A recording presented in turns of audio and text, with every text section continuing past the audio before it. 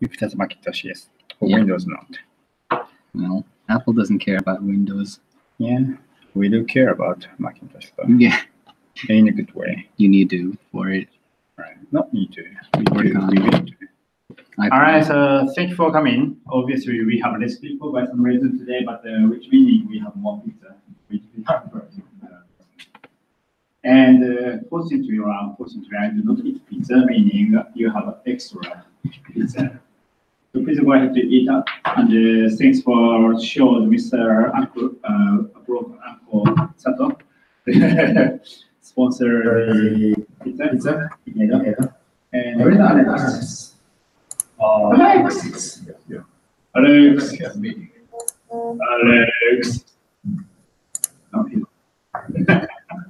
I hear somebody clicking. Clicking? Is it me? Somebody clicking the mouse. I'm still trying to figure this out. Yeah. So you want to mute or let me try to mute you? Eject. No, just mute. Get out of here. And then, my microphone on? This is on, right? Oh, yes, that's on. Okay. All right, so let's start. So we have 3 speakers today, and each speaker has very interesting topics. It is kind of related to .NET, but not for the pure .NET framework. So I hope you really enjoy it today. And just quick news that the next month, I don't know about the content, but the following month, the December, we have special guests from Australia, Mr. Power BI, and Peter coming to Japan again. Actually, he visited Japan early this year, and he will introducing the Power BI for developers. It's going to be 90-minute session. So yeah, basically that's his meetup for December. And I really appreciate you guys can join. It's going to be 18th December. And for next month, I need to think about it. All right, so what's up, Jim? Hello, my name is Jim. My name is Jim Borden, and I work at Couchbase. I work on their .NET mobile product, Couchbase Lite, which is an embedded NoSQL database that you use on your phone that can sync with the backend in the cloud with Couchbase Server. As a short description of what I do. I'm a mobile .NET engineer, which until recently didn't make any sense at all. But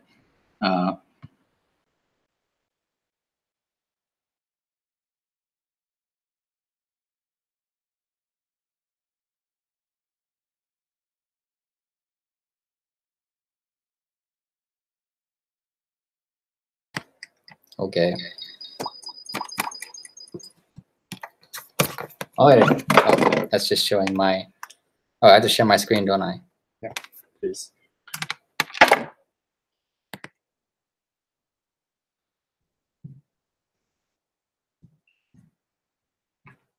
I forgot how. Here.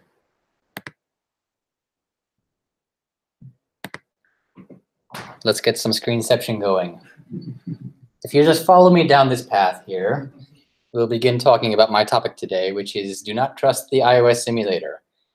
It's an odd topic for a .NET meetup, right? But if anyone's ever worked with iOS, be it Swift, Objective-C, or .NET, you'll probably have already heard this advice before. Do not trust the iOS simulator. When I was a fresh iOS developer back in 2011, I worked on a project, and I thought, wow, it's running super great because it's running on the simulator.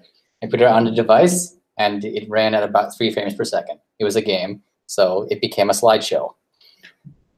But today, I wanted to talk about specifically Xamarin and the problems you could run into if you were developing a Xamarin application and you only tested on the simulator and then released it to your customers like I did.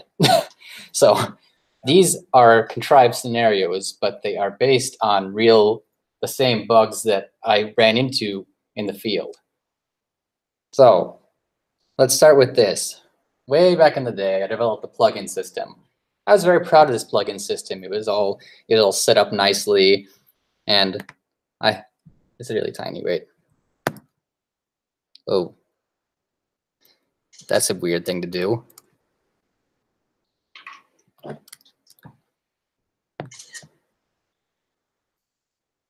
You're in trouble. I'm in trouble. There we go. That's what I wanted to do. Apparently, there's bindings for the same thing as zoom in, actually in Visual Studio. So let me try to make this bigger inside the bigger thing. Nope, that won't work. All right, take two. It stopped doing what I wanted it to do.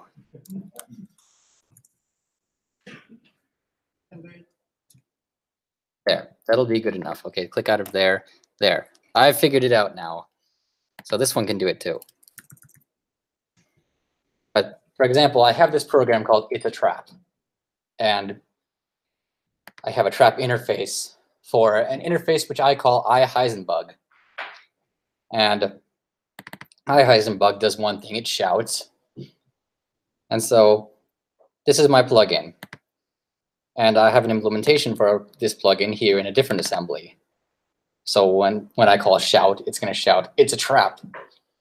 And inside the application, what I do is, since I can't actually reference this, since it's a plugin, I have no idea where above the, I don't actually directly reference it.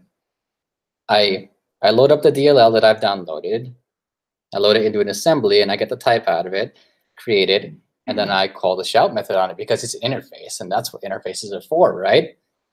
So let's run this and confirm that it works.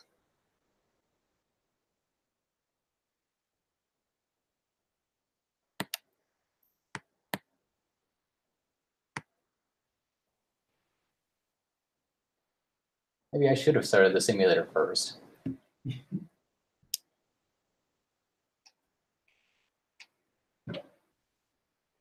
Oh my God, it's a trap. Very nice. Perfect. I'll push out this build since it works.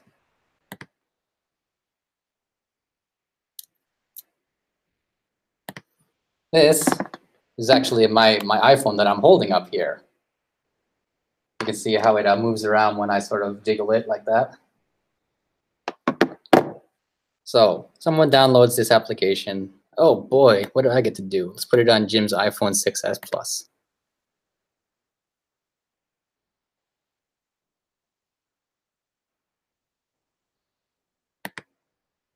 And it takes a little bit longer to build because of all the intricacies that go on when you're actually compiling down to a app that runs on a device.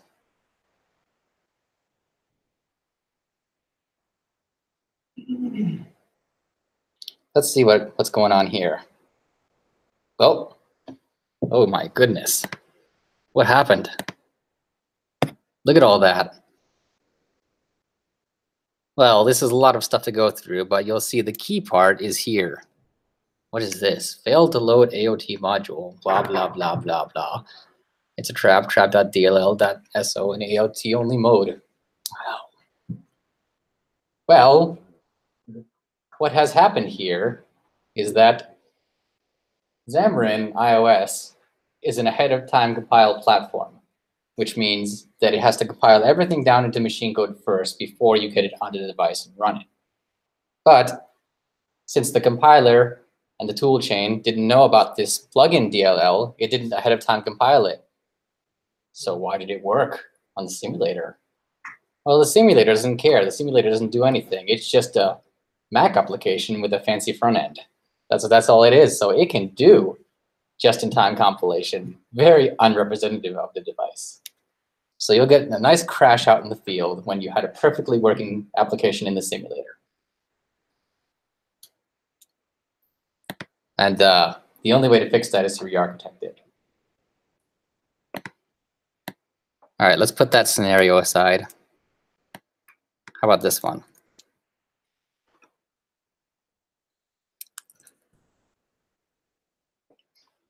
So in this one, I'm using a callback that I pass to a native platform invoke. The platform invoke code is very simple. This is all that's inside of the native DLL. This is a function called native shout, and it's going to call back with it's a native trap instead of it's a trap. And so what you'd expect to see is that here I have native shout, and I have the DLL import set up so that I can call it, and then I have a string callback set up to match it, which is a void, which takes a string. This .NET Marshallow will handle all of the string intricacies for me.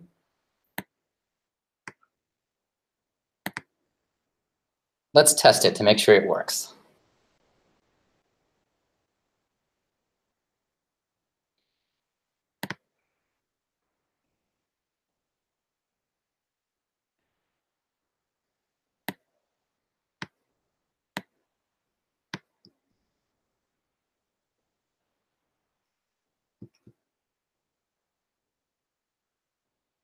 Somehow it did not work. Oh, I've taken out part of the code.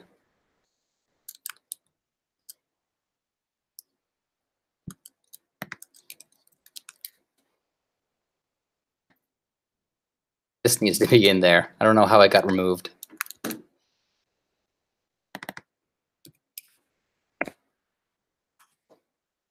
right, try that again.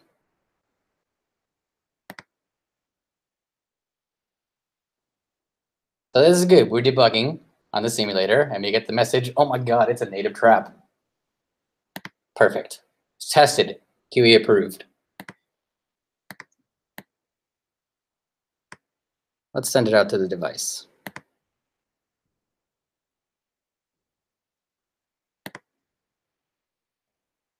And once again, we go through the lengthy build process, which is not quite as long as UWP's native compile. .NET native, but still lengthy nonetheless. And oh my God, what is this? Attempt to JIT compile method, another alert while running in AOT only mode. Oh dear. We've just hit another bug on the device, which we did not see on the simulator. What's happened here? What did we forget? Well, the answer is as easy as this.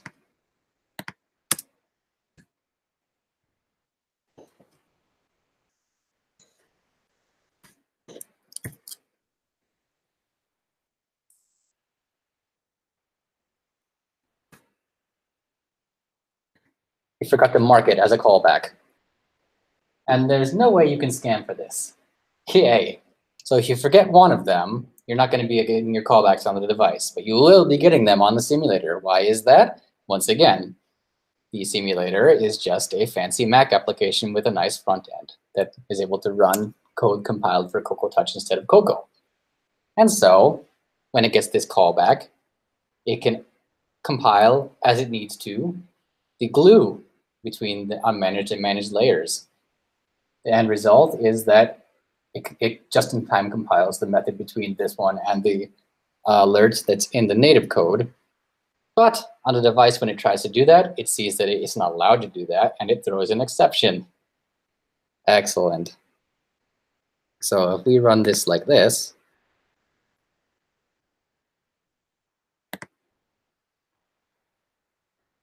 oh, and there's no type checking. So if you pass an invalid callback signature up in there, then you're going to get other crashes. But that will happen on the simulator too. There is native trap, all fixed. But the only way to find that is to run it on the device and watch it explode. But who likes doing that? I mean, it's hard to automate. There's no real good solution for it. There's Xamarin Test Cloud. There's Microsoft's whatchamacallit, and they run UI tests. Like, can't I just run my own? No. But you got to find a setup. We wrote our own library, Python library based on PyTest that will deploy to the device and test it. But still, it's fraught with problems, and it's just really difficult. But it's necessary for these two reasons that I've shown and others. So the end message of the day: don't trust the iOS simulator for anything other than a rough estimation of how it looks. The end.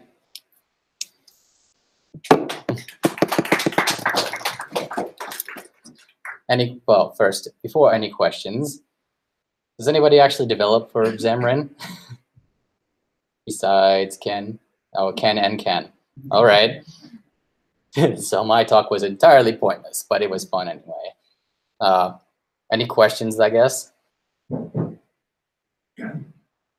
I don't think there would be if no one actually is using Xamarin. But I made this purposely short today, so because everyone likes to run over their time, and I thought I'd give them more. All right, thanks, Jim. Taka, could you prepare the presentation? Also, and the point here is that we have the Xamarin Cloud, Xamarin Test Cloud, where we set up a bunch of real devices, which you can simultaneously test in your application for like 1,000, maybe hundreds, not 1,000, but hundreds of devices. Obviously, iPhone, how many iPhone devices at this moment? They have 10, 20? About that, but you also have to use Calabash or some nonsense to use the test cloud. Right, and when we have the Android, we may have way more. Yes. And it's really based on what you want to see. My personal recommendation is try to keep it simple. Of course, native application can do a lot, but you don't have to make it too complicated. If you really need to do it, go ahead.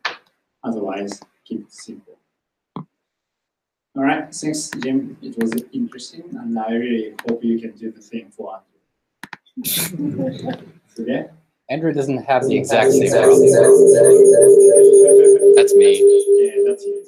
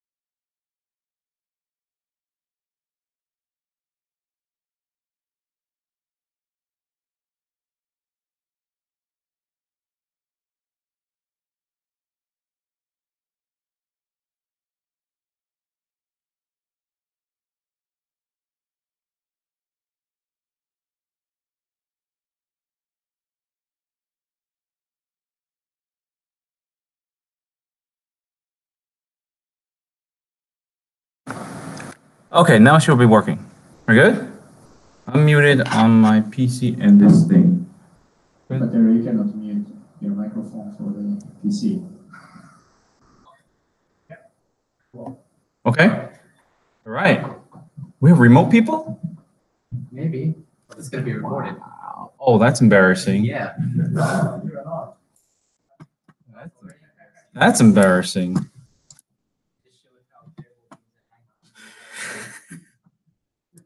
All right. So just out of curiosity, how many of you have honestly heard of something called low code? No. No. Good.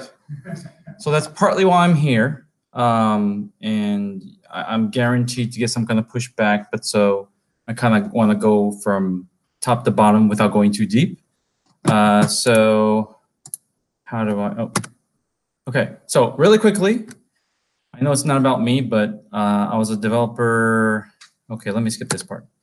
Well, I was born in Japan, so I can speak Japanese, but my English is a lot better. So I actually moved here in Japan last year to help build up the company I work for, their office in Tokyo. It was me and one guy last year, and now we're up to 20 people, and by next year we're looking at 40, and after that we're looking at 100. So we're a pretty cool company. If you guys are looking for a job, maybe, let me know. Lots of openings. Professional experience, I was mostly a developer, but not what you guys are doing. I did embedded and firmware development. So I did C and assembly development, doing OS and driver level stuff, and I enjoy that kind of stuff. Using pointers and working with memory and registers and stuff. And I did some multimedia stuff on the side. I got interested in web development, PHP and MySQL. Sorry, never got into .NET. Then I got into pre-sales because I talk a lot. You'll probably notice that, but because it's between talking and getting to talk to people and talking technical stuff. So I've actually enjoyed that. So I've been pre-sales for this low-code company for the last 3 years, and it's really interesting. And the point here is it's worth taking a look at, and hopefully you get that kind of message, even though I'm sure most of you guys will roll your eyes, and that's okay. It's like any other new tool. You're going to roll your eyes, but hopefully I can convince you that it's at least worth taking a little bit of time looking at it, and I have some reasons in here for that. Okay. So you guys are all developers, I assume, at some level? Yes? Yes? Technical? Good. Definitely smarter than me because I'm old style. I'm pretty old. So one question, just you guys can throw stuff out. As a developer, what do you think is your job, if you were to describe it? What is your role? You can throw it out. But you don't have money. Making money. Okay, no, that's fair. Anything else you can think of? At least open. The obvious circular answer to develop. Which is to develop. Okay, but what does that mean exactly? Making the software that the managers force us to make. Okay, so that's fair enough. So there's a couple things because I want to get to a certain point by the end. I have a couple of things for you guys to think about, right? You don't have to answer them, but just think about these things. What is the reason that you guys write stuff in the high-level language? In this case, probably .NET. For most of you guys, I assume. Okay, or whatever. What is the advantages of using high-level language? And then you have to think about what does a compiler do, and what makes you trust your compiler on what it outputs, right? And then how often do you guys in your job and hobbies have to write lower-level code? So that would be assembly, I guess, in a lot of cases, right? Just think about that. You don't have to answer it. Some more things. So with either work or your personal stuff, how often do you have to write, like a flow chart, whether it's for yourself or for a coworker, or just because you're required to do that at work for documentation's sake? And what are the advantages of that? Right? Think about that. And then how often do you find yourself reusing the same type of code or snippet that you've done, something you wrote a year ago or three months ago on a different project, now on a new project, you're like, oh, I got to build this thing. And I already did, 80% of what this thing requests. So I'm going to go to the old code, copy, paste, modify, customize the application. That happens a lot, I would think, from my experience too. You tend to find that a lot of projects have a lot of overlap on functionality, and what makes projects different is the unique parts, is what I guess I'm telling you my experience on that. So, so on the same level, everybody, it's been ever since more than a decade ago, frameworks, right? There's always these new frameworks coming out, whether it's Angular or Bootstrap or whatever the hell. There's a whole different kinds of frameworks at different levels, front end, back end. Huh? Yeah. Oh, so that's actually a good example, right? How often have you taken advantage of what frameworks give you and the reasons behind it? And you have to think about, where did the framework get all these functionalities from, right? And usually, I'll give some answers that you guys probably agree with, is usually a whole bunch of people got together, or even a single person, looked at all the previous experiences they've had and noticed a repetitive pattern of code or optimizations or whatever, and built the framework so that you don't have to recreate the wheel, right? That's typically the case. And again, it goes back to what makes you trust that framework. And usually if it's open source, you're lucky because you can dig into it and take a look at it. Or if a lot of people use it, people tend to just trust it because, well, if a lot of people use it, then it's got to be pretty good. And of course, if it's a framework that just came out, people are hesitant. So just like any other new tool that's unique that comes out, you're going to be hesitant. So that's fair. And then if the framework doesn't have something that's built in that you need, even though it has 80% of what you need, what do you usually do? Right? Some frameworks let you create plugins or extensions, and if it's open source, you could customize it, but then you'd be branching off of what's available and have to keep on merging. And then the other thing is with frameworks and such things, how often in your history of, depending on how old you are, how often had you changed frameworks for at work? Because, oh, Angular 2.0 just came out. It's a lot better, very different, but that's just one example. Or you figure out that there's one framework and a completely different framework came out and other people are saying it's a lot better. So then all these new projects are going to use those frameworks, and now you have to learn something new, right? So as a developer, I think a lot of us find ourselves learning a lot of new frameworks because it helps you speed up your job, and it just has a lot of patterns in it that you would normally have to hand code that someone else has already done multiple times. So just things to think about as a developer that a lot of people have to deal with.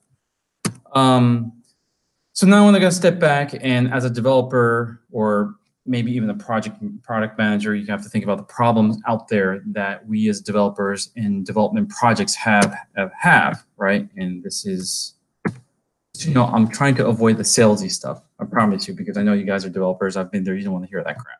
So the typical things, pain points that you would have is departments have a growing project of backlogs. We got all these projects they want to get done, has to get prioritized, but all these innovative things kind of get backlogged. They get done a year later, 2 years later, maybe never, right? And then there's no time to innovate because of that. And part of that's also you need an expert that does back-end development, front-end development. You need an expert that does mobile development, iOS and Android. Of course, there's cross-platform solutions to that, and whether you think that's good or bad, that's a whole separate conversation. But all that combination is your typical barrier for companies, larger enterprise companies, to kind of have to get past.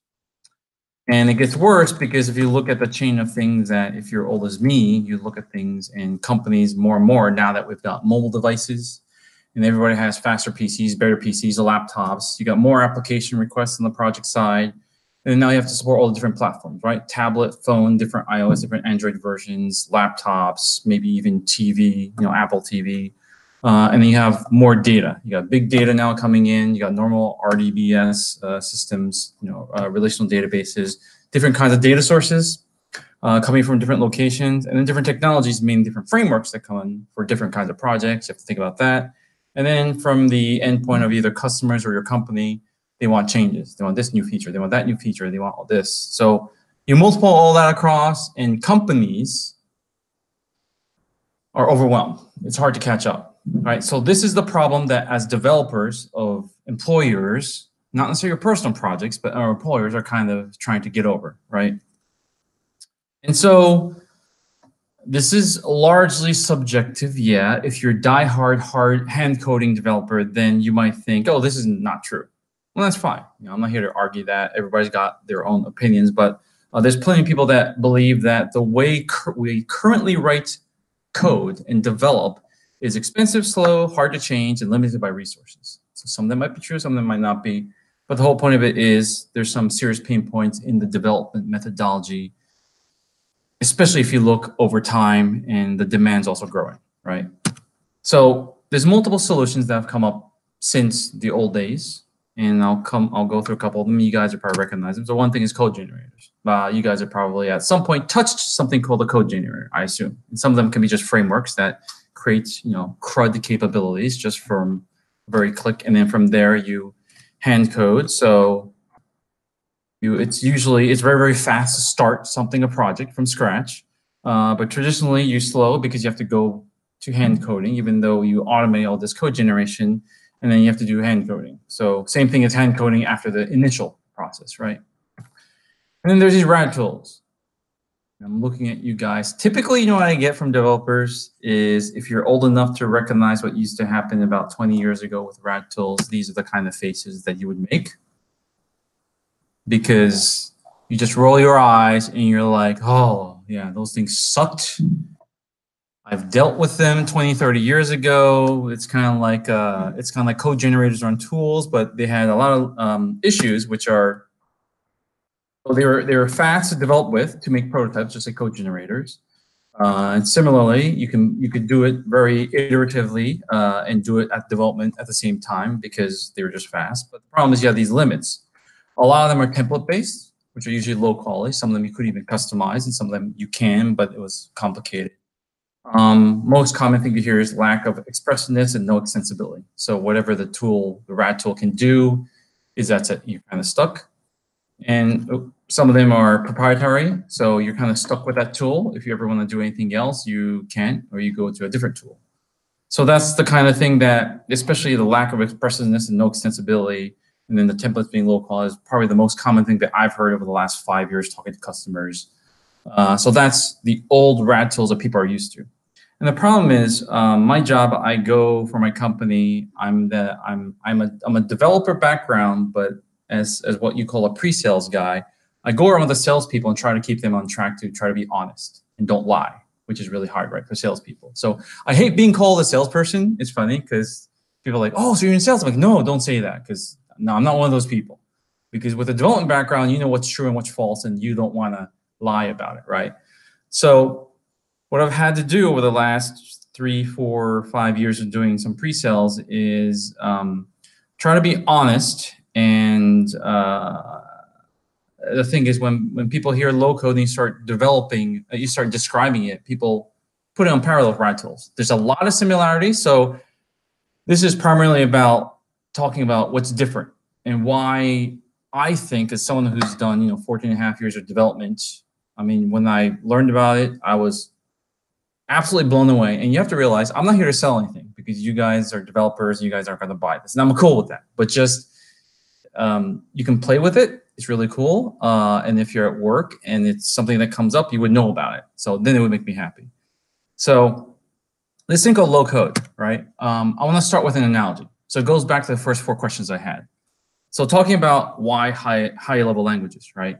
Why would you write something in high level language as opposed to assembly? So all the .NET or Java or whatever development work you do right now, if you were forced to do assembly with everything you've done, right? You got to think about why do you not? And you think about the advantages.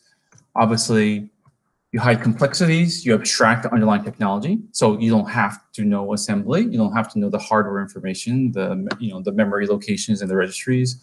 The compiler, which you trust, can usually automatically optimize a lot of common patterns based on the flags you set with the compiler, right? So you trust the compiler. Of course, you might not do that for a brand new language, but if it's .NET or Java or C, you've learned that the compiler is trustable, so you set the optimization flags and you use it.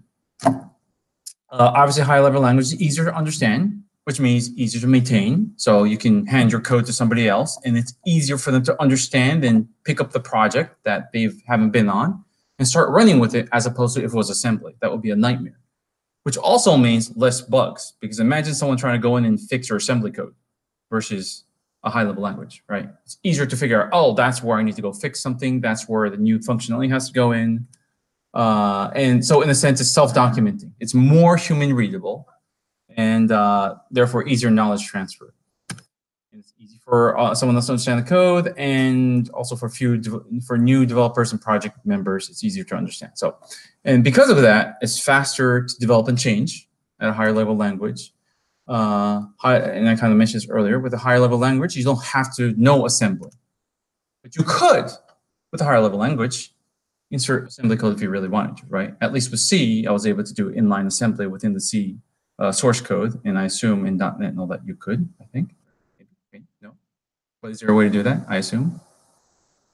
That's a very long answer. Okay, we won't go there because it would go over my head because I'm not a .NET developer. But you could intertwine if you really had some need to say, hey, I need a lower level language in there, even though because of the other advantages, you probably won't. It would be rare, I assume, for your projects. Put it this way, we can intertwine C, which can then. Ah, okay. Well, fair enough. That's good. Okay. So you can look at like, here's your stack of, you can go down here, ones and zeros. No one's going to do that. Maybe assembly. Back in my days, or before my days, people were doing assembly. Then stuff like C came out, C#, Java. People are, higher level because of all these advantages. Now you have to think about that. And there's a reason why I mentioned this is because if you compare it to something called low code, it's just another layer up. So same exact advantages. You abstract the underlying technology, which means a higher level language. It could be .NET, it could be Java, it could be Python, it could be whatever. It depends on the tool that you pick. And even the framework. So underneath, it could be using frameworks that you guys are already learning. Maybe you had to relearn recently because there's a new version of a framework or a new framework you had to replace. Same thing. The compiler that takes it from the higher level language, the low code, which is visual, can automatically optimize the common patterns. Again, going back to how many times have you done the same code across multiple projects? Because, hey, for example, a listing screen with search and sorting and pagination capability. That's going to be across a lot of projects. So it should automatically, optimize and output that kind of pattern. Easier to understand, of course, easy to maintain, less bugs, visual, right? Something you write a Visio diagram of your flowchart, easier for someone to understand. And if that was the code, someone can just jump right in and say, oh, look, here's a conditional right here. Okay, this part is where I have to improve. It's visual, right? Same thing going down. If you do in Visual Low Code, so I'm trying to be as generic as possible because there's competitors out there out of fairness. It's not just us. There's no need to know the higher level language. So I'll give you an example. I use my company's product. It completely outputs .NET source code. I never have to touch it or look at it. If I wanted to bring in .NET source code, I could. So same exact idea, but it's a higher level. And then, so one extra thing, at least with our platform, that some of the things that the compiler does is at least automatically adds asynchronous logging and performance analytics to all of your applications. So you could do performance analytics after the fact, after you've released the software without the developer having to input any kind of logging, and you already know how well your applications are doing and who's using it, how many times, what kind of network they're using, where the performance bottlenecks are for every single application, because the compiler actually inserts all that asynchronous logging capabilities. But that's an extra thing. So if you look at the chart, little stack that I was looking at, very simple picture, right? So assuming that there was no low code, everybody's used to this, right? At the higher level language, no need to know or use or be good at assembly. If you really need to, you want to, you could still insert it there. Compiler outputs the assembly, machine language, and all that, and then runs the hardware. But you don't have to know about the hardware or the assembly and all that stuff. Put in low code, same idea, just another layer up. So now we output the higher level language. Same thing, you can inject the higher level language. Well, that's the definition of low code. And there are tools called no code that is basically template based, and it's either very difficult to customize the templates or you're stuck with what the templates give you. So it's basically a very small set of projects that's not really enterprise grade, simple application. But low code by definition means you do it visually, but when you need to do code, you can bring in code, JavaScript, C#, HTML, CSS, you could. But I'll say from our customers' experience, 95 to 90% of the time, they're visually developing. And I'll get to details of who does all that later. So in summary, what low code is visual development, fast. The idea is you could still build enterprise grade because it's just another compiler at a higher level and easier to learn because it's visual, right? And so what our company likes to say at a very, very, very high level summary is if you think about shoemaking or automobile making, right? In the old days, you're using a hammer and you're using all these hand tools and you're creating shoes one by one or cars one by one. But we figured out, hey, there are a lot of things we automatically do in every project, every shoe, every car that's the same. Why not just automate those on top of course, the visual design as well? So what at least our company's model is, we're automating the software industry. And there's also some AI involved, meaning we look at the patterns that a lot of people use to develop using our platform, look at common patterns across certain kinds of screens and certain kinds of projects. And we make it so that all the source code is automatically generated. The common patterns that you guys would typically copy and paste for another project, it's already there. And there's other important points there, is because just like if you guys were reusing your code over and over, I would think, at least in my days, what I would do is I would make it more and more reusable. I would clean up that reusable code, also improve performance. I would also think about security. Like, I use this code in another project, but oh crap, I forgot about SQL injection. So now I'm going to add some code there to prevent SQL injection or HTML injection or something like that. And then now I reuse that for my new project. And the next project, I'm like, oh wait, I can optimize this part. So now that reusable code, it gets better and better. Now, if you get that from hundreds of thousands of millions of developers, similar kind of patterns, you know how to make it extremely secure, extremely productive, or high performance. And as long as you make a reusable thing that a lot of people will use, again, for example, a listing screen that might have some kind of sorting or some kind of database query, you can automate that using AI. And our company actually is based out of Portugal, which is very odd. Because you don't hear Portugal as a high-tech company, but in Portugal, our company is known as like the Google Portugal, and it's one of two companies valued at over $1 billion. And we just built a AI-specific development center in Lisbon. So we're hiring people who are really good at AI to help automate development, mainly the patterns, to recognize what things can we automate that we do repetitively that a developer just doesn't have to even copy and paste. And not just that, make it so it's automatically very high performance and optimized and whatnot, and built-in security, right? Stuff like that.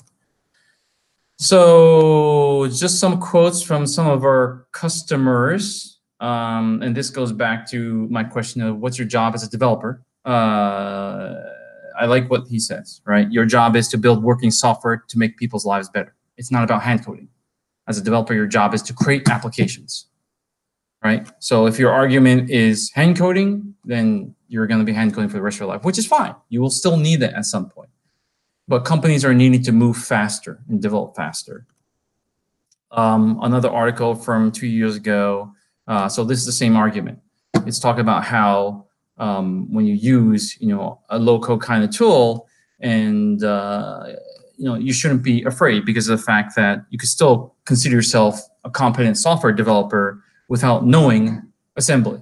You could still be a really good .NET Java developer without knowing assembly, right? So the same kind of thing. You don't have to know .NET or Java to be a competent low-code developer is the idea.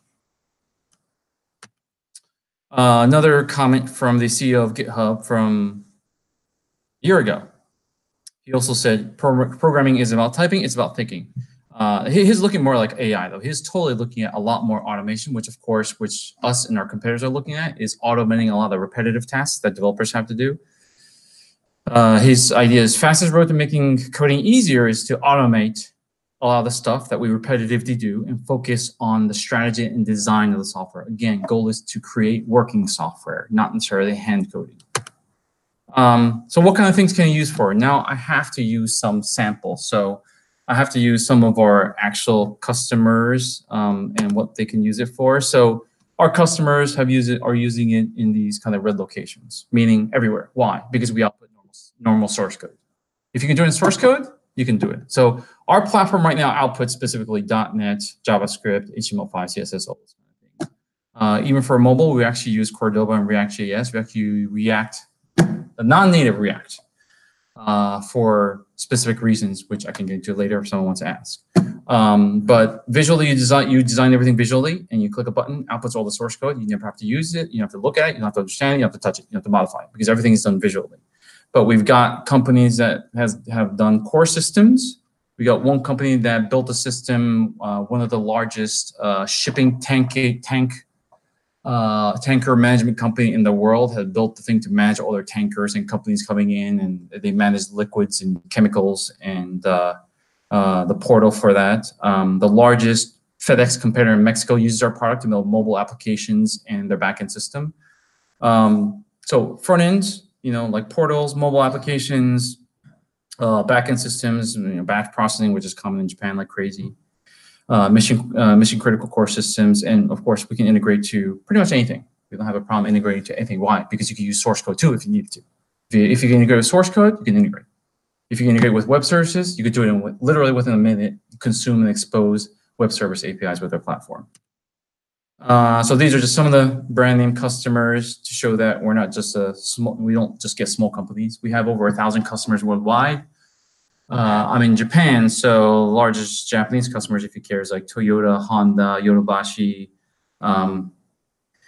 Ricoh, Canon, so big brand names. We've got Toyota is actually now officially our largest customer worldwide, but we have Intel, we have FICO, if you know the finance industry, we have a lot of banks, Logitech, ING is a financial company, EMC, telecom companies, and stuff like that.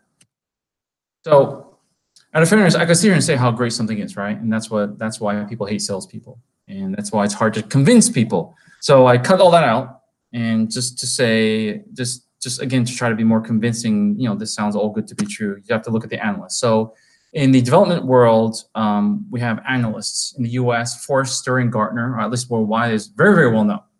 So they look at different platforms and technologies and they rank them. They take the top competitors and they rank them. And so this is the most recent one. For general application development, OutSystems is up there. So you can see our competitors include Mendix, Kony. You've probably heard of Kony. Maybe. No? Okay. Xamarin is over, mobile app. I thought they were in there. Interesting. Okay, so maybe it would say Microsoft, but it's not in there either. So this is our most recent one talking about the leaders for general application development, which means just any kind of application development, whether it's web or mobile. And then the mobile specifically, we're here. Kony is really big with banks. But that's their concentration. They just bought a company that does security related to banks. So we're not overly worried, and they don't do web. Our platform can do both with the same skill set, visually build web and mobile applications. So analyst, Forrester gives us high ranks, and Gartner, of course, is another one. General application development, we're kind of up there. And then OutSystems, look, there's Microsoft. And that's specifically Xamarin down here. So yeah, they're doing well, and Kony's up here too. But OutSystems, by Gartner's definition, our product specifically has ranked better. Just to give you an idea, because I know I heard a couple of you guys are Xamarin users. So, and then I'll talk to some customers. I don't want to dig through a lot of this because there's a lot, but just kind of, okay, so these are, again, some customers all over the world that we have, as you saw. Productivity figures, blah, blah, blah, blah, blah, blah. Yes, this company, we were able to use our low-code product, and we've increased that much. FICO is pretty big. If you know the loan origination, that's what they do. They have a system that they customize for all companies that do loan origination. And they were doing Java development using Red Hat tools, and they actually compared both. And they realized the development time was 4 times faster. Well, that's top-level information. And they were able to reduce what they planned to take 20 months to develop in 7 months. Randstad, actually, we have Randstad Brazil, Randstad Portugal, Randstad Japan, who actually we just got as a customer. They are doing their first project right now to replace a mobile and backend system. They said 3 times reduction, 3 times faster. So, okay, blah, blah, blah, blah, blah. So this is an interesting chart, especially talking to developers. If you look at IT industry here, where is my mouse? How do you point? Okay, how do I point? Can you see my mouse? Okay, I gotta use this side. So this is traditional hand coding development. And the whole idea is as a developer, right? If you're a beginner developer, intermediate developer, and an expert developer. And this is just some statistics that was done I think maybe by us. So take it with a grain of salt, or you can look at it. Function points, meaning, looking at the different tasks and functions and capabilities of an application that you have to develop. There is what is their productivity speed? And you could just say it's 8.5, 13.8, 19.4 for expert, intermediate, and beginner developers doing traditional hand coding development. And so this is based off of our customers that used our low-code product. The beginners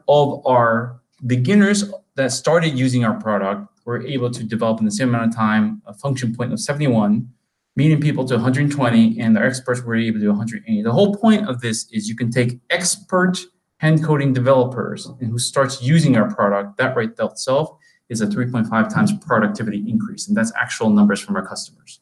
So low code, just like doing high level coding is faster than assembly. Well, low code is faster than high level coding is the point right here. Again, this is a separate survey we did of our actual customers. We said, from their voice, how fast do you think you're developing using our product? And so 21 customers said 2 times, 26 customers said 4 times, 17 people who submitted the survey said 6 times, 23 said 8, 7, 10, 10's a little crazy. I don't know if that's really realistic, honestly. But we had 2 customers that said slower. So obviously we need to help them because it's like using the tool and using it the wrong way, right? So, but at least it's honest. You can see that this survey does show that people aren't getting benefits. We just have to look to see why they're not getting any benefit. But if you look at the average of this across at least people who responded to our survey, 5 times faster. So one slide of peer reviews, actual customers, end users, developers, not just like enterprise customers, actual people who use our product. If you go to these different websites where people can do feedback on different products, not just development tools, but different technology products, you can see that we're pretty high up in the ranking. So people do take this stuff pretty seriously, and it works. Hard to believe, but I'm trying to convince you guys that this is pretty cool. This is pretty cool. Investors. So we had investment from Goldman Sachs and KKR in June this year for $360 million, which is pretty big because they evaluated us at over $1 billion. And just so you know, all over the world, there's only 260 companies that are valued at over $1 billion. And now we're in that club, meaning if Goldman Sachs invests money in us, they believe in our stuff. They think it's pretty awesome because they only go into some of the really good startups like you guys talk about. And I can't even remember, but you've probably heard of them investing money into technology companies. It's really rare, but when they do, it's something that really succeeds really well. So just quick, this is our company. I only have 2 slides, made it really quick. This is our CEO, and our company's been around for 2001 building the product. And it's interesting. He used to be a project manager for a long time at Oracle, building Java enterprise level applications. And he noticed none of his projects ended on time, and they always went over budget. So he kind of stood back and said, you know what? And because a lot of the reasons is because requirements change. While you're developing, requirements change. And then even when the product is done, they realize that, oh, this requirement is actually not what you built. It's a little bit different. So his idea was, why not assume that the requirements are just wrong in the first place and just make a tool that makes it easy to just be agile, change very, very fast, make it easy to change something. And so that's how this, at least our product, came to be. And he's been around since 2001 building this thing. But the whole concept of low code actually didn't come out until about 3 years ago. Gartner and Forrester starting to use that term as, hey, these kind of tools now really starts to make sense because everybody's got so much backlog and everybody's struggling to build their applications.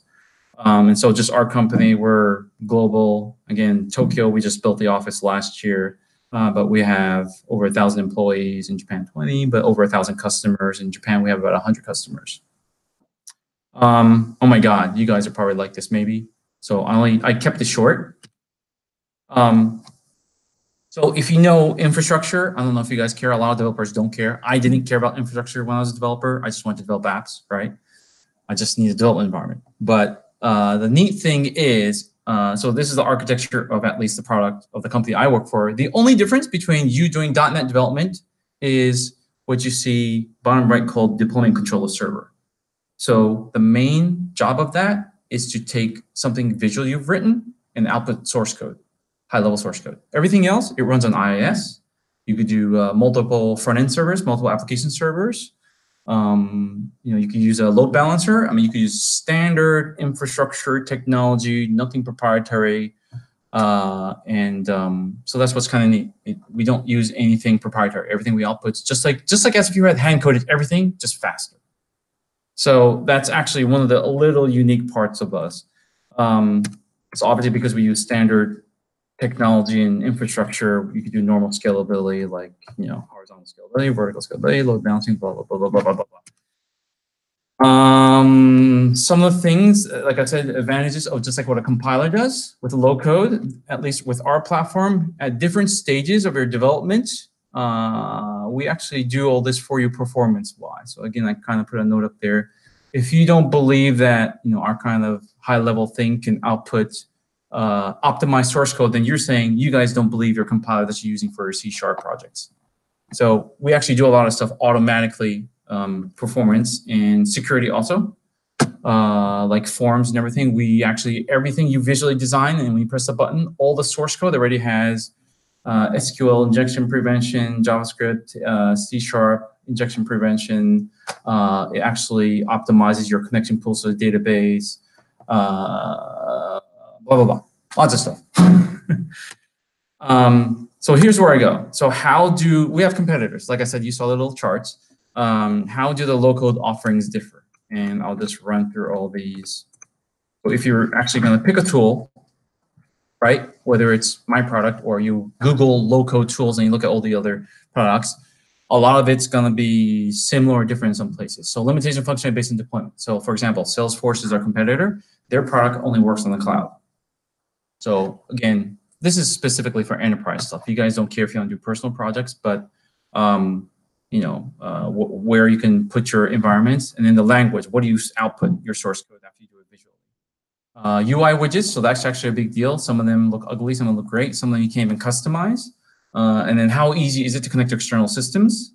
External systems, integrations, or even to external databases. What kind of application server do you support? IIS, WebLogic, blah, blah. And if you output something, do you require a runtime engine or interpreter that the vendor creates for you? And that's kind of sucky because now you have to rely on them to make sure that that thing is optimized, right? In our case, we don't. We output complete normal .NET source code. So, and then also mobile. If you're a cross-platform low-code development tool, like in our case, you use the same skill set to develop Android or iOS native applications that you can compile as well as web applications visually without knowing the source code. You can actually build offline mobile applications with completely custom using visual logic like a flowchart, offline data sync and data conflict logic. And some of our competitors, you can't customize that. It only just does read-only if you're offline, for example. And then lock-in. So if you use our tool and you develop a couple of things, and then 3-4 years down the road, you build 30 applications, you're like, oh, I don't want to use our tool anymore. What happens? Do you have to throw it away? If you're Salesforce, all your projects are gone. Why? Because it's in the cloud. Just in our case, you actually get all the source code. So that's actually kind of cool. So that if you got .NET developers in-house, even though you've been visually developing everything, you build 60 applications. After 2-3 years, you're like, oh, I don't want to do OutSystems anymore. Okay, so all the applications that you built visually, you can click a button, download all the .NET source code as if you had written everything by hand, and you just manage it yourself. So that's actually a little bit of an advantage for why our product is a little different than our competitors. It's probably one of the reasons why we have top right corner from Forrester and Gartner, because there really is no lock-in with our product, which is really unique, and I kind of love that because I understand you don't want to be locked into a tool. That sucks, even as a developer. So here's the fun part for developers. I actually really like this. So there's this guy named Pedro. He's Portuguese. He's been with the company for a while. He's one of our services guys. He develops using our product, right? And he has a low-code. Using a low-code platform is not cheating. It's just being smarter. I didn't know this was going to fade in, but he's done a couple of hackathons using our tool just for fun. Right? And just so you see, over 2014, 2017, he did all these hackathons, and there were all these number of teams. And as a result, look at how many he's won first place. So it says a lot about the capability of the product. This is not just a toy. A couple of them, he did it alone. And I mean, you're talking some of these prizes, if you care about the prizes, are $3,000, $20,000, a flight to Canada for next round. It's actually pretty cool. You get a drone, you get a Amazon Alexa. He got to keep all that because he just kind of went out and used OutSystems and worked with some of his coworker OutSystems developers and did all these hackathons. These are all the hackathons he did. The only thing is this. Let's see. So he didn't he didn't get first, second, or third for some of them, but he got best team spirit. I don't even know what that means, right? Does that even mean anything? You could be a crappy developer and just cheering, and then you get best team award. I don't know. And then this one was interesting. It's ATDC. There are about 20 teams total. So he went with 4 developers total, including Pedro. And they had enough time to just go ahead and build 2 applications in the hackathon. And they won first and third place, which is crazy, you know? But the point here is not, you know, sure, you could say hackathons are for simple applications, but the point is you can build a lot of stuff very fast also. And, you know, if I knew more people in Tokyo that were good at OutSystems, I would love to do some hackathons. I know this week there's a hackathon going on. You guys know that? Rakuten is a hackathon going on this week. I wanted to do it, but since I don't know anyone that would join me, I couldn't go because you're required to have 3 people on the team. So I really wanted to do it, do some hackathons in Japan. But my point here is you can do a lot. And actually, I'll quote one of the developers that was on one of these teams that I saw a year ago. He was doing one of these hackathons, and it's kind of insulting, but he's just being honest. He was building a mobile application, and right next to him is someone building an iOS mobile application, hand coding Objective-C. And he kind of looked at it and he told me, it's like, I don't understand why you would hand code anymore. Because I mean, he was getting stuff done way faster than the guy that was hand coding, of course. So again, would you do assembly or high level language? It's the same exact kind of thinking mentality. So the question here is, hey, you know, is this only for enterprises? For the most part, yeah, but we actually have a free version for personal use. It's called a personal environment. If you go to outsystems.com, you can do try now for free. You get a free cloud environment running on AWS. Sorry, I know this is Microsoft, but AWS in a shared environment. You get a development environment. You can log in. You can actually use it forever. You can integrate to external systems. You can integrate with external databases. You can have, I think, up to 200 end users. It comes with SQL Server, and you can learn it. We have a whole bunch of tutorials online for free to learn. It's all in English. I get complaints from Japanese prospects, like, why is it not in Japanese? We're working on that. By the end of this year, some of those things will be Japanese in the documentation too. But right now, it's all in English. Good for you guys. And since this is Microsoft, I have to put this in there. We also have a pretty strong partnership with Microsoft that you can go to their Microsoft Azure Marketplace and even put one up there. But I don't think there's a trial, and I think it has an expiration. So if you just want to have a free one that you can play by yourself and build web and mobile applications, you go to our website, you can download it, learn it, and then build stuff for free for personal projects. I mean, I have coworkers that are building, you know, managing their kids' soccer team, or one guy is doing something for the aquarium in Atlanta, because that's where I'm from, and things like that. Is that me? So, oh yeah, and win hackathons. So if you learn it, be cool. But you know, it's more of a, it's worth looking at into is just how I'm trying to present this thing without being pushy. Because I think as someone who has a development background, I was absolutely blown away. When I interviewed with a company, at the end of my interview, I said, I wish I had this like 10 years ago. Because when I was hand coding PHP and on my personal projects, working in MySQL, stuff that would take me 2-3 weeks, I was able to do in 15 minutes. It's just ridiculous how fast you can do stuff. Oh, I have a Meetup group. I put it together in a month or 2 ago. I only have like 10 people in it or 15 people in it. If you guys are interested, feel free to join in. What I'm planning on doing is in our office is in Roppongi. I'll probably have a jump start, so like 2-3 hours to kind of learn the platform, how to build stuff, web and mobile application really quick in 2-3 hours in the end of November, if you're interested.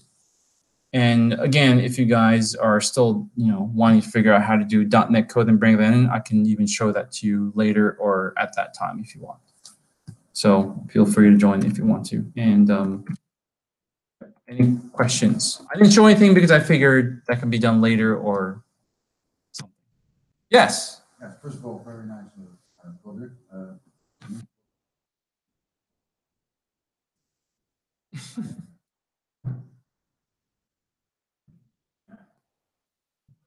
Actually, I have to admit, development becomes fun. More fun this way, honestly. It's more fun when we could get stuff done faster. So Is it on? Is it on? No. Yes.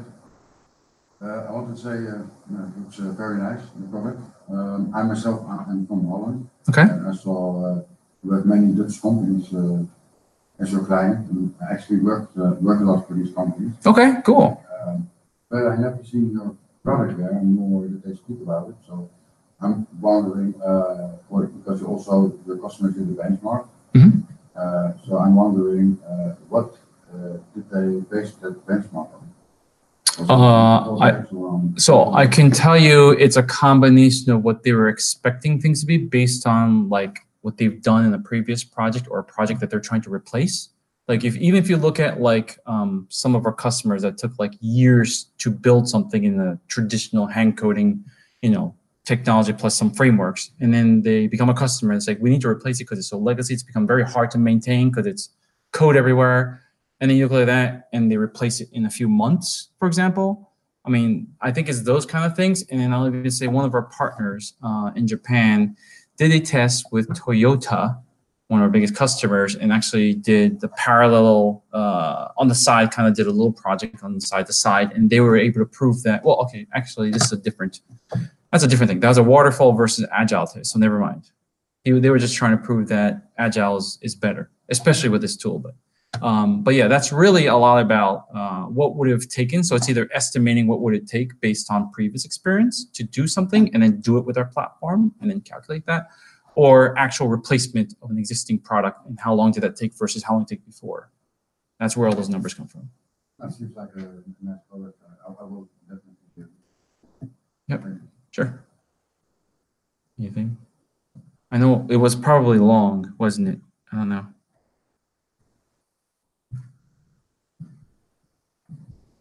If you want to see it and there's time, I'm okay to show stuff if you want on the actual thing, but it's up to you guys. I didn't want to go that far, but sure, go ahead. Well, I saw a lot of examples on there. You said that increased productivity. You saw a lot of examples of, oh, I can get stuff off the ground fast with this product. I can get stuff off the ground. Mm-hmm. I'm thinking more about like long-term maintenance and stuff. And the example you showed in the beginning of the RAD, or not the RAD, the code generation. Mm-hmm. And you said like it's quick to get started, but Mm-hmm. so what would you say differentiates this from that problem? So you could probably say the same thing. I mean, code generation gets you a skeleton of a typical thing, right? In this case, there's parts within the platform that, are you talking about maintenance or are you talking about creating new features? Actually, let me step back. Well, like maintenance, like say, like I'm not exactly clear how the visual gets translated into does it normally get translated into the source code, or Yes. is that only in like rare cases? No, every time. Every time. So the application server ISS actually runs .NET code, pure, nothing else.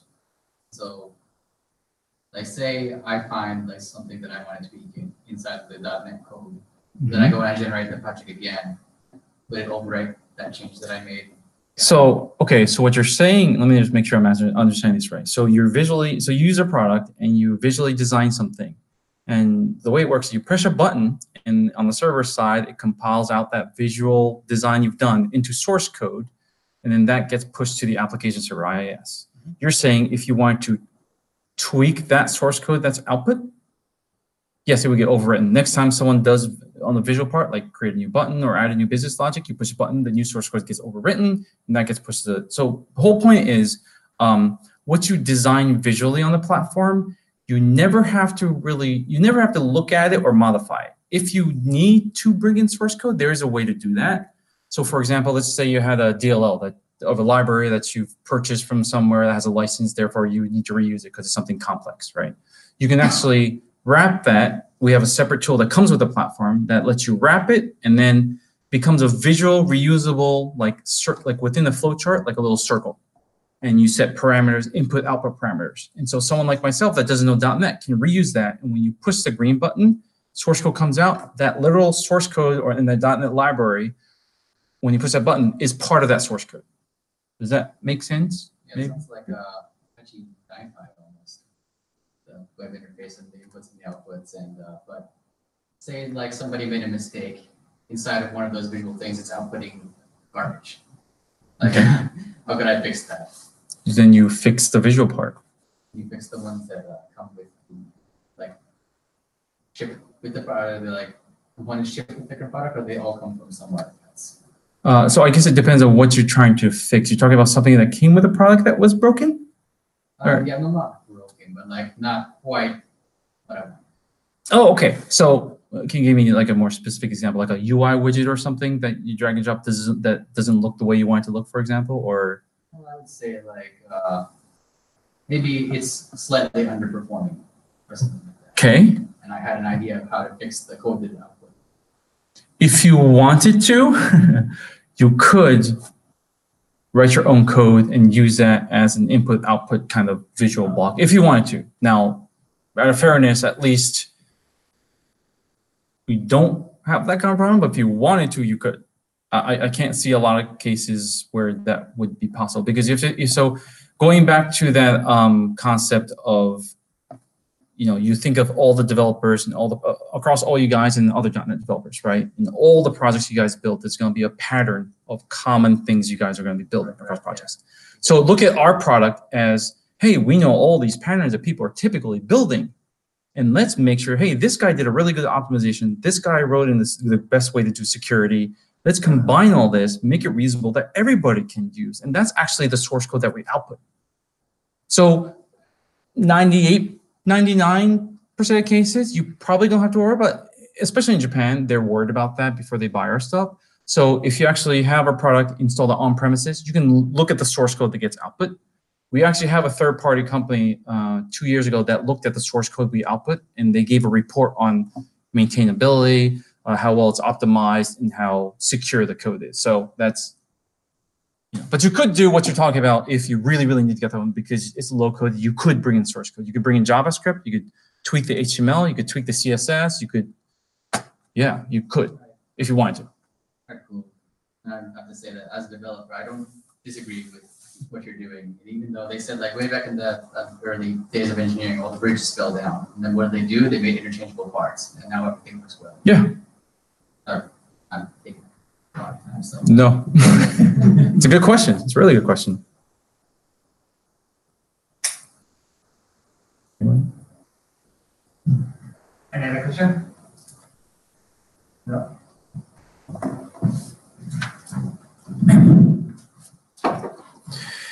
Okay. Wow, I went 50 minutes. Thank God yours was short. Thanks. See? Yeah, so that's how you killing the time for the answer.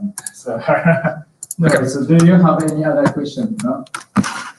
I think the concept of this low, what was the name? Low code? Low code. Yeah, low code is not only for the developer, but for the project as well. Because when you think about how you organize the how you structure everything, so everything including how to put your life as well.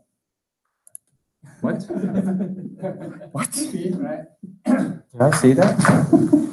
And Apologize. Go to 10. right, the thing is, yes, I don't think we have enough time today for your presentation. I'm sorry, but you have the very long contents, right?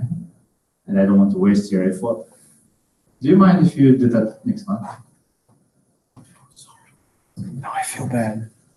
If possible. Yeah, sure. Yeah. Sure. Go ahead.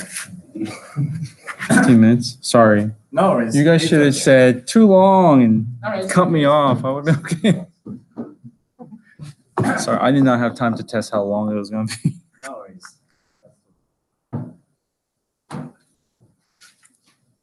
And could you mute your mic, please?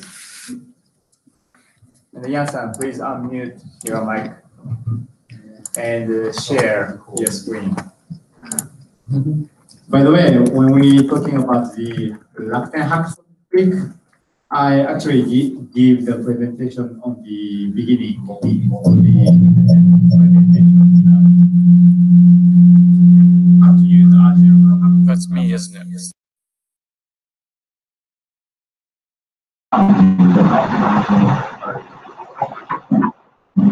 Do you want it? Yeah, and I give the speech. And Yan-san, could you share your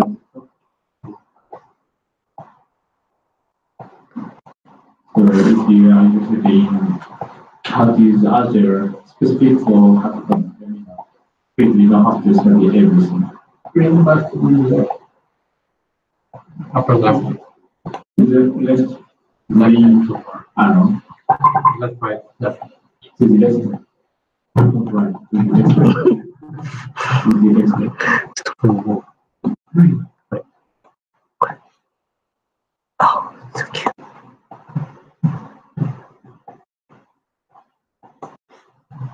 Okay, yeah, I can do that. You need to minimize the browser. All right, cool.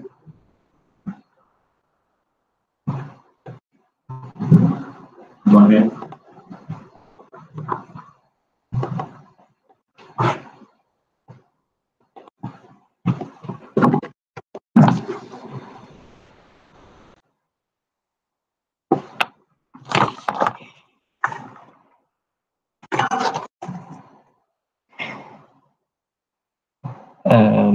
My name is Yang. I like SQL Server, and I will be giving a speak this time. Today, I will send information on SQL CLR to everyone. I'm not very good at speak English.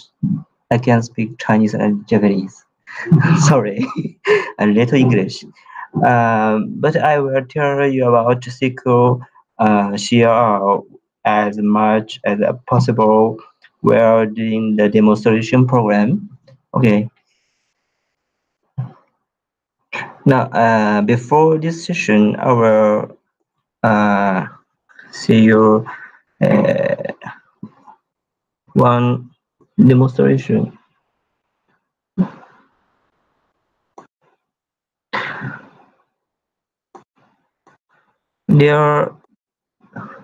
There is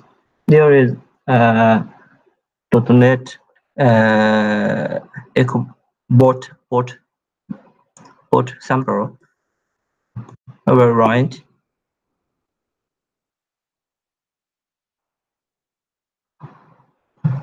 So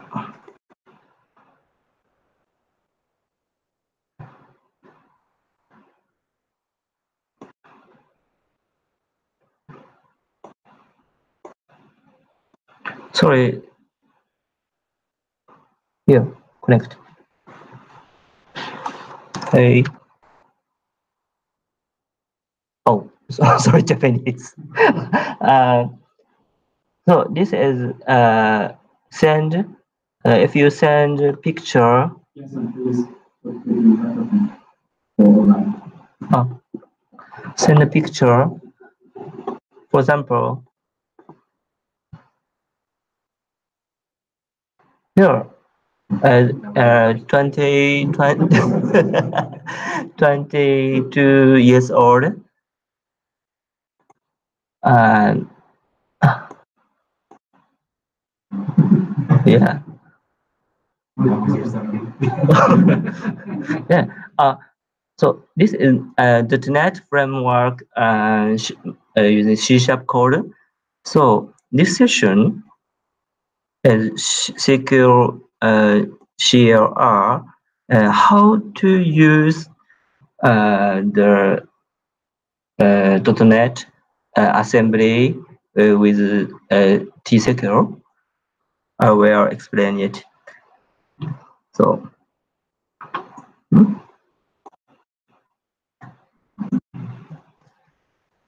Now this session can using the SQL Server CLR. What can the thing can you do it in? Second, certifications of the security of SQL Server 2019, and the SQL Server CLR deployment procedure. How to use Azure Continuous Service.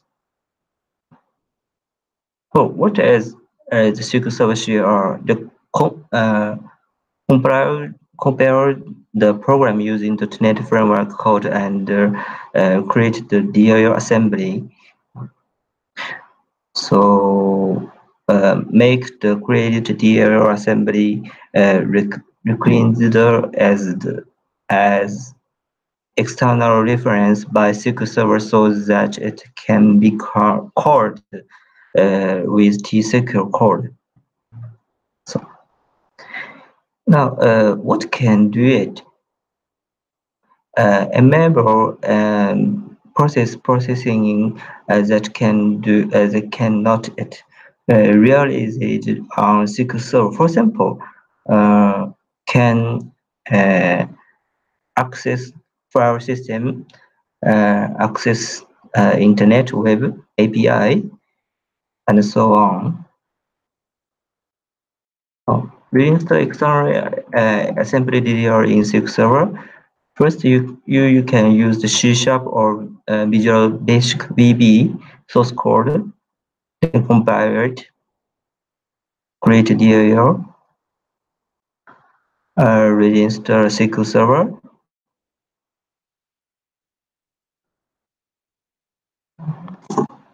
So, this release the SQL Server. You can use the external function from SQL Server, call it.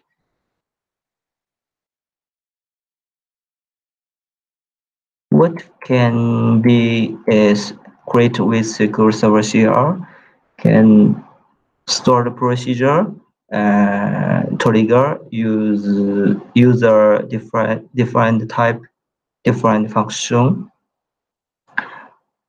aggregate. So the SQL Server CLR permissions level set. They have some type, three type. First, safe and external access and unsafe. The safe only internal computer processing, so they cannot access such as files, networks, environment variables. The external access can access network files and so on. The unsafe unsafe level is unlimited access to assembly inside and outside SQL Server.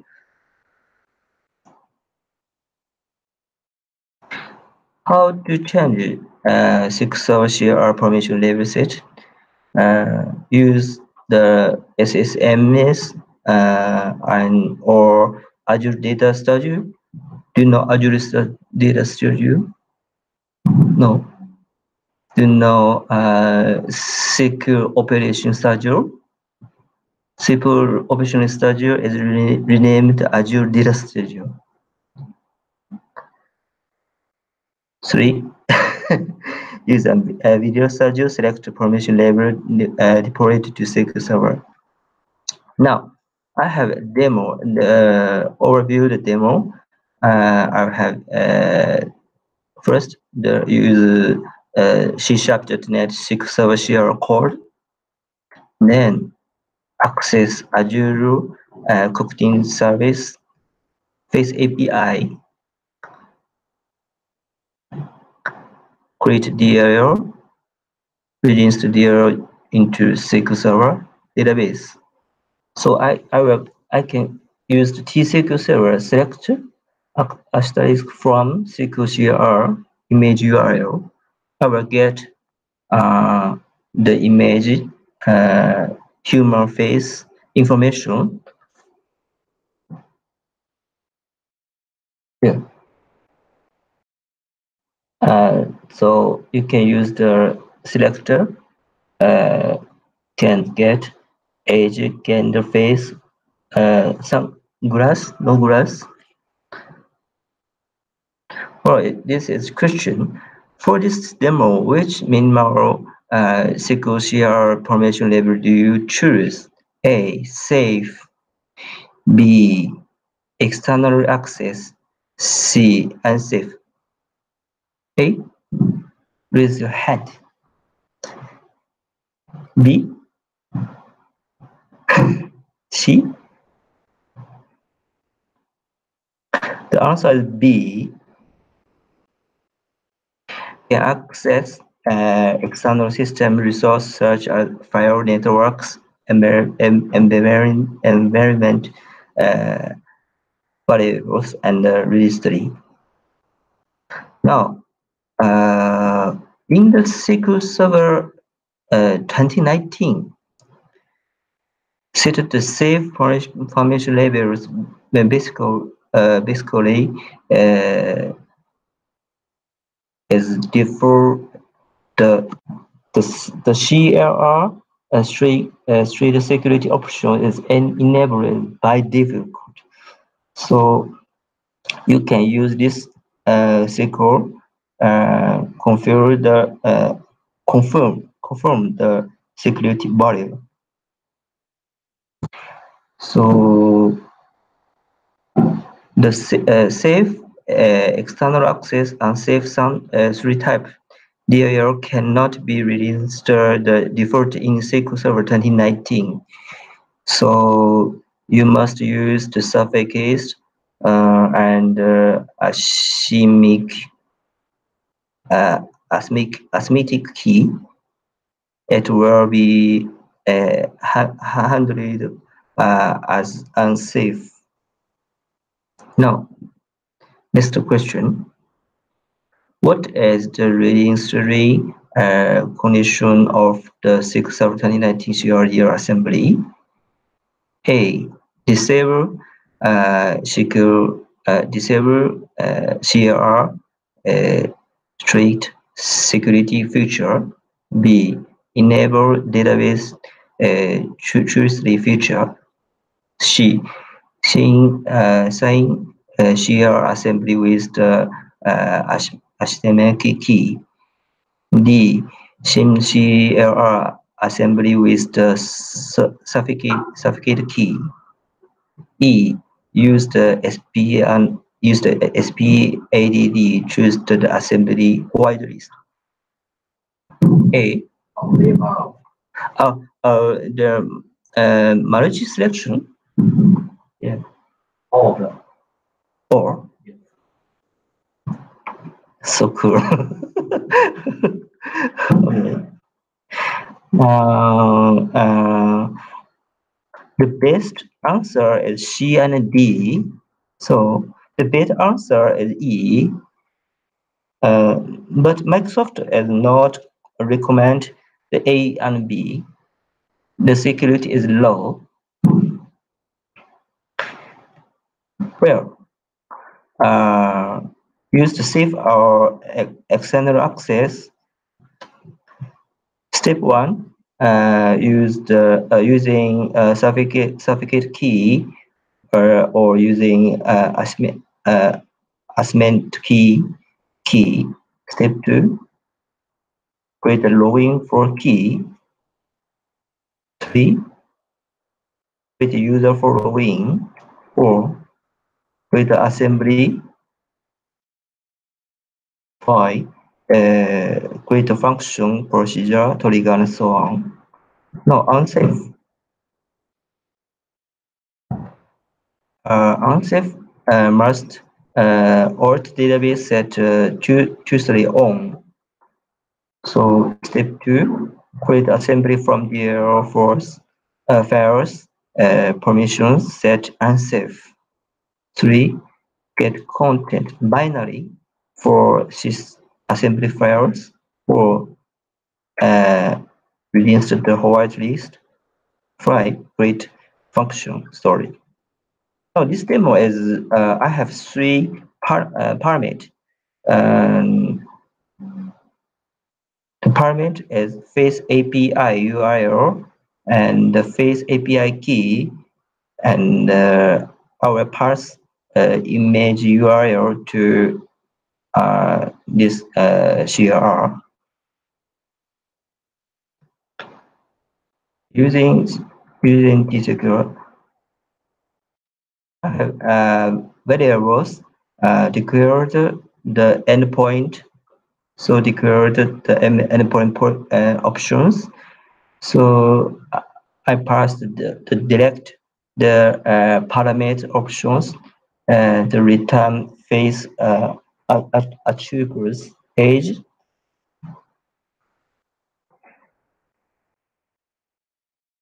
So set it Azure Face API key and image URL. Then select FN and number Azure Face. Azure Face is SQL CLR, and the results format is JSON. Okay, let's demo it. Run demo.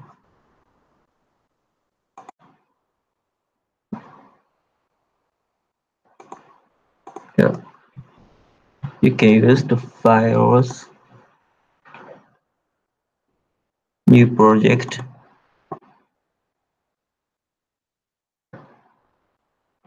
SQL Server, SQL Server, SQL Server database project. It's okay.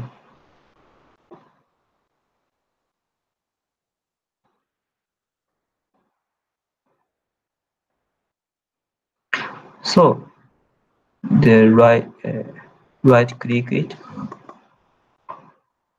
add item.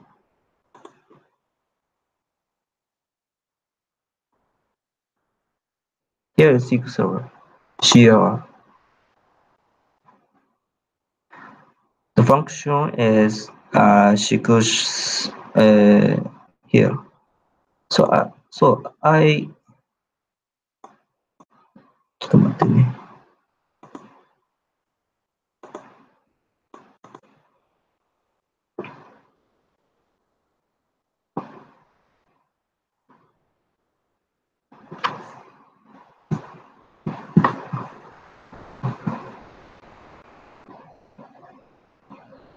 Here is my code and the FN Azure Face. I will 3 parameters. Face API URL, API key, image URL. So I post API cognitive service URL, use the Azure Face API key. I post the image URL, the get string leader, and the response. The return SQL string face info. Face info is just JSON. Okay, I will build it.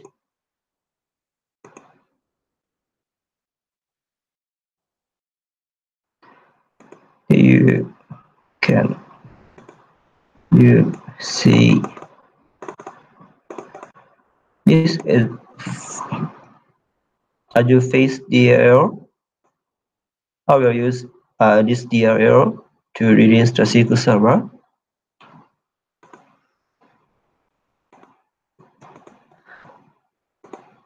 Here, the SQL Server is CLR enabled as default by 0. I will change it to 1. And you can check CLR strike as security. The value is 1. I will create a database.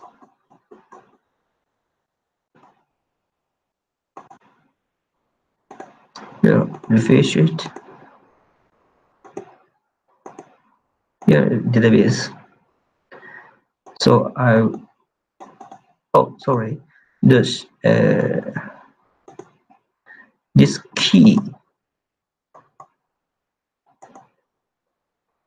suffix and key. What here saying?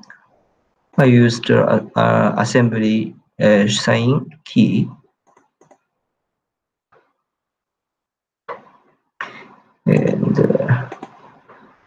we'll create arithmetic key by name Azure Face key from my dir build dir path. Oh, sorry, more.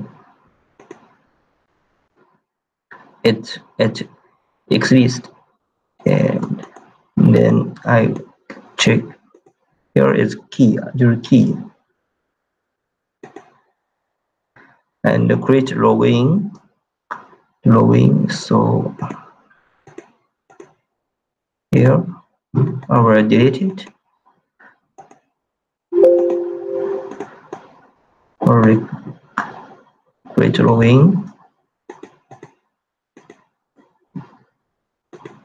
Then set unsafe assembly to login. Then create user for this login. Then create assembly from this path dir to permission set equal external access. So and is the here assembly here. I'll create assembly here.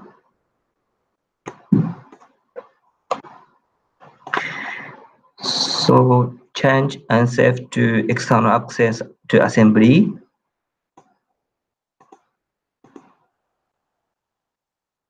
Can use the sys assembly files to confirm here. The contenter is binary. I will use the Azure Face database. So I create a function fn another Azure database, 3 parameters, external name, the assembly, the Azure Face. No, here is I will test it. Assembly, the function. Here is the function. Here.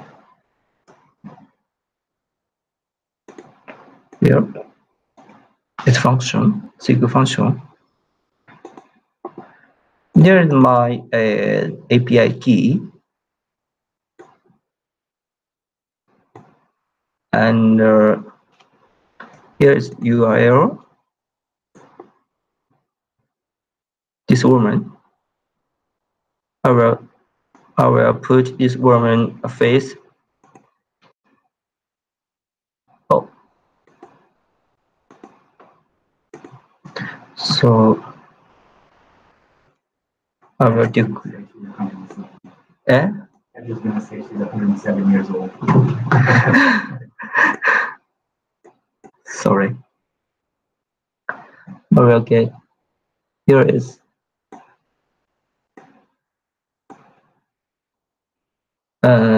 connect Azure Cognitive Service, return the face information to my SQL Server database. So the SQL Server can use the JSON. Yeah. Sure. Can use the JSON, no class. So I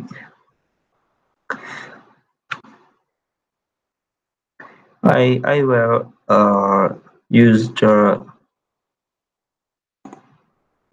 my Python from Google, search my keyword, random get URL. So the SQL Server can run external scripts use T-SQL. So here there is JSON code.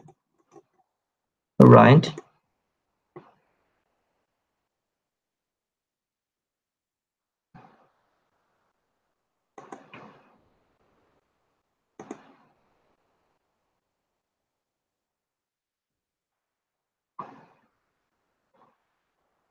Oh, it is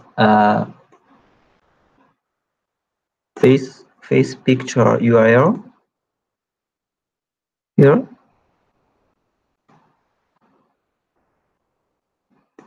The first URL,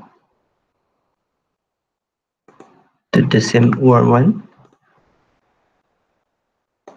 So I want use this URL inside my local table. So I create my person face info local table.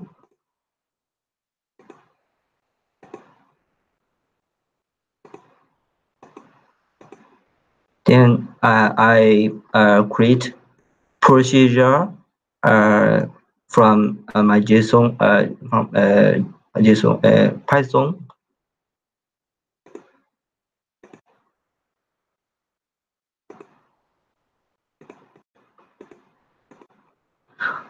I will create the function script.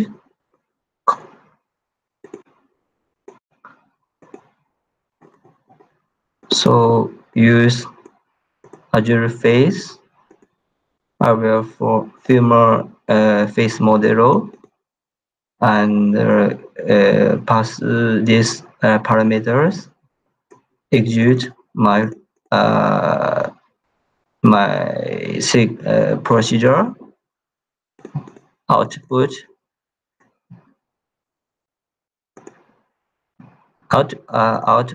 into a temporary table. Then you can use the cursor while insert my local table. Select external SQL CLR. I will run it. Oh.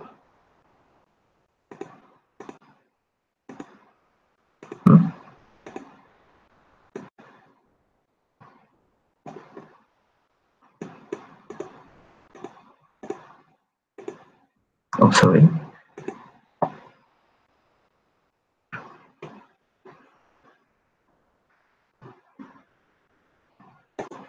No. Procedure. Right. Please wait.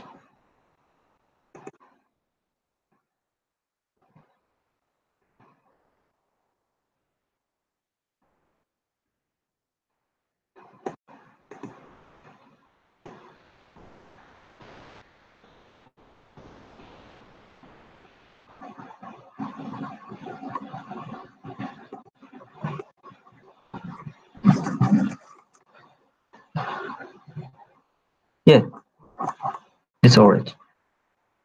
Yeah, I will check my local table here.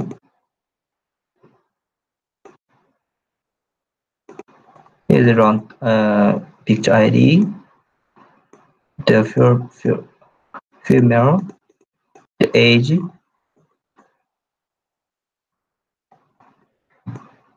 So I can use Power BI to analyze this for graph for other solution.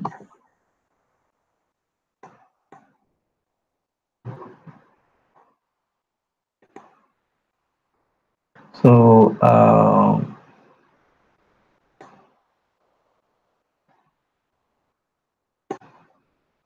okay, this is step by step and create Visual Studio from Visual Studio project. So you can the T-SQL can the T-SQL cannot access web service, file system, and so on. You can use the SQL CLR to calling procedure use T-SQL. Thank you.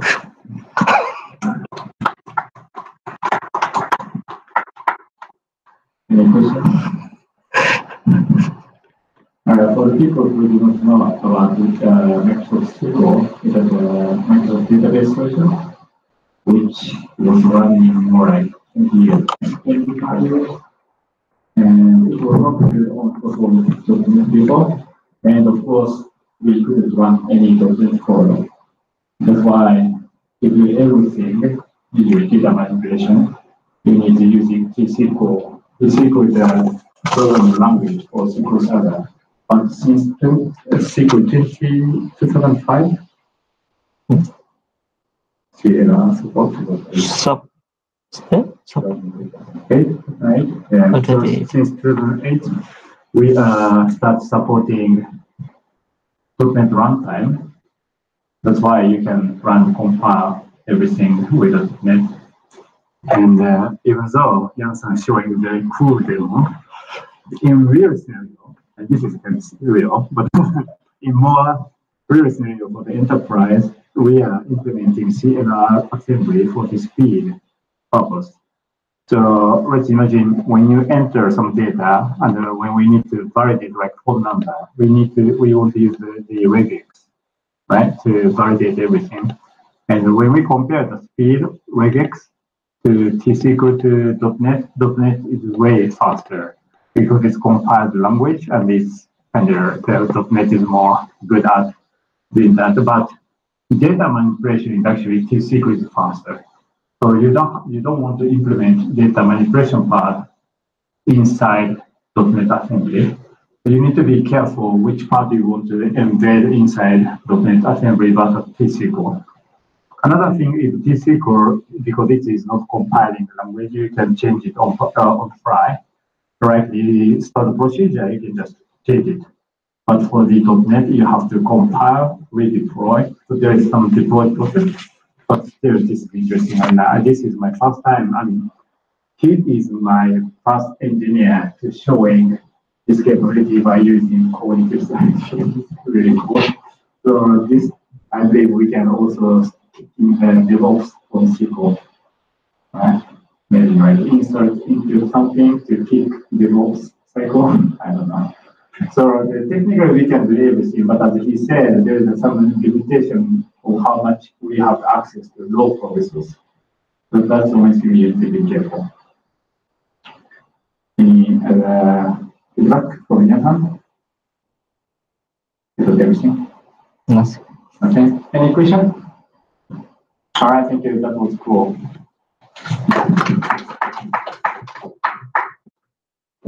So that's all today. And as I said, it is very, very, very, very interesting. I do not see much of but it's good to know stuff. And next month, I need to think about what we can do. One thing I'm thinking about is I try to explain what the Azure functions D2. So Azure function was running on .NET Full before, and .NET 2 is running on .NET Core. So we can run anywhere, and that matters for sometimes. It doesn't matter for other times. But anyway, that's the topic that I have in my mind. And we may also have a guest speaker from JetBrains, I assume. Am I right? Yeah, depending on the timing. Yeah, depending on the schedule, we may have some guest speaker from JetBrains. And if any of you are interested in presenting something, anything, let me know. This is a great place to share your knowledge, and as well as the place to practice your English and the presentation, of course. All right, thank you for coming today, and please eat How's pizza? Is everything? Or the pizza go up?